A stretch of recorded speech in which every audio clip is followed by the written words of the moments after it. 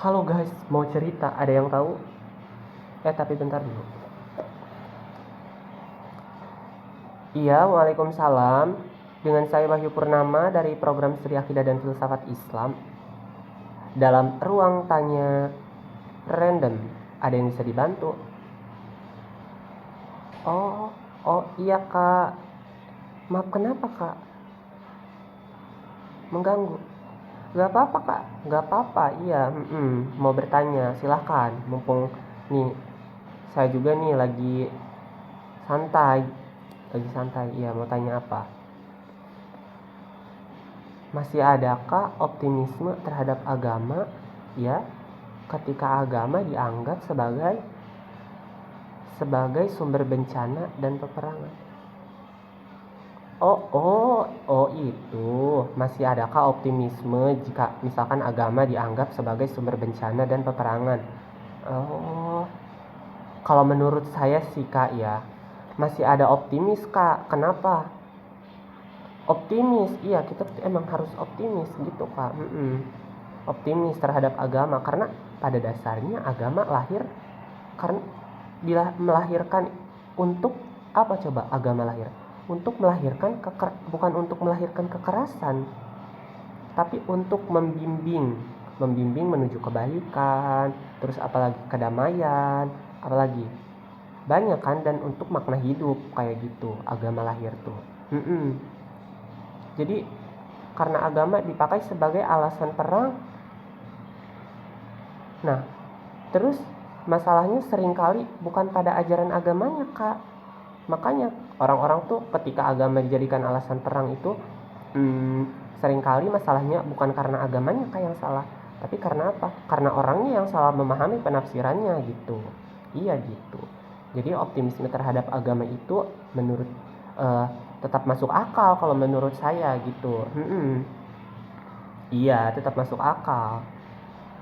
Apalagi dalam kajian filsafat agama tuh kan, agama dapat dipahami secara kritis, betul gak? Betul, dan reflektif. Iya, agama dapat dipahami secara refleksif sehingga orang itu bisa membedakan antara inti ajaran agama dengan apa, dan penyalahgunaan dalam kehidupan sosial gitu. Jadi walaupun ada sejarahnya, misalkan agama itu yang dikaitkan dengan konflik itu tuh tidak berarti agama itu kehilangan nilai positifnya. Justru malah jadi PR buat kita. Buat apa coba? Menjadi PR, menjadi tugas buat kita. Penting bagi umat beragama lagi untuk kembali pada ajaran yang menekankan keadilan dan kemanusiaan gitu. Jadi optimisme terhadap agama ketika agama dicap sebagai sumber bencana dan sumber peperangan itu masuk akal kak. Soalnya agama sendiri lahir gitu, bukan untuk melahirkan kekerasan gitu, malah sebaliknya. Iya.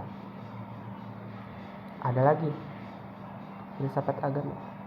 Oh iya betul kak, saya dari program studi akidah dan filsafat Islam. Iya betul, tentang filsafat agama.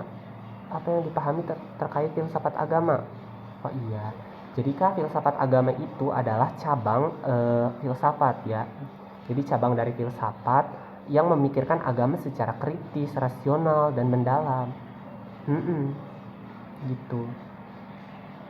Jadi artinya filsafat agama itu tidak menerima agama begitu saja, tetapi dipikirkan secara rasional, yang nanti pada akhirnya kita beragama bukan hanya kepercayaan semata saja, tapi kita nanti bakal tahu alasannya beragama itu apa. Karena dalam filsafat agama sendiri nanti kita akan diajarkan agama itu apa, misalkan.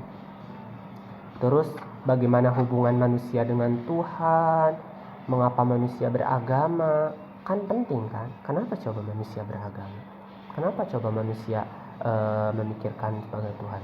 Nah, filsafat agama ini penting jadinya, karena kenapa? Membantu kita melihat agama bukan hanya sebagai aturan atau kebiasaan, tapi sebagai sesuatu yang punya dimensi pemikiran, nilai, dimensi pengalaman yang kayak gitu. Jadi filsafat agama itu adalah usaha manusia berpikir secara reflektif dan kritis gitu. Jadi manusia tidak hanya percaya, tapi juga memahami apa?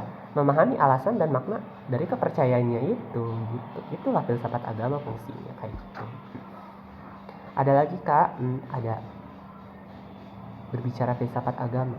Konsep Tuhan dalam Islam. Ini lagi penting. Iya, penting. Konsep agama konsep Tuhan dalam Islam. Kita tahu dalam Islam itu Tuhan itu adalah Allah Subhanahu wa taala, yang mana Allah Subhanahu wa taala adalah yang maha kuasa, maha segalanya, yang menciptakan seluruh alam dunia ini, seluruh makhluk. Iya.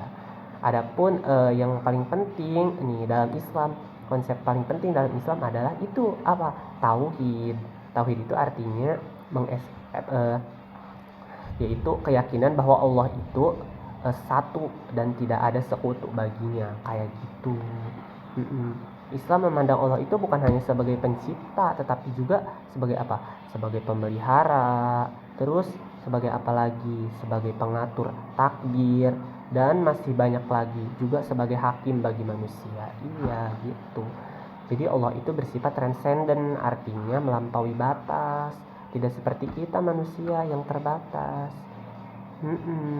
Jadi konsep Tuhan dalam Islam itu secara sederhananya seperti itu. Jadi Allah itu satu, tidak ada duanya, tidak ada sekutu baginya, mutlak, menjadi sumber semua keberadaan itu. Dan tauhid inilah yang menjadi apa? Menjadi inti ajaran Islam itu sendiri dan dasar dari seluruh keimanan umat Islam. Kayak gitu. Gimana Kak, sudah paham? Ya, oke. Oh, itu aja. Oh iya, makasih. Waalaikumsalam warahmatullahi wabarakatuh.